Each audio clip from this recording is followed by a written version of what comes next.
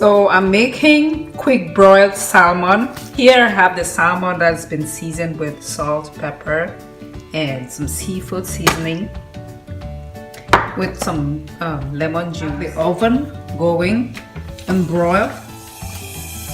And I put a cast iron skillet in the oven for about 10 minutes now, so it's hot.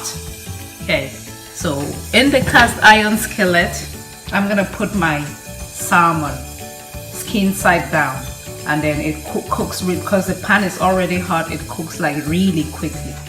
So here we go.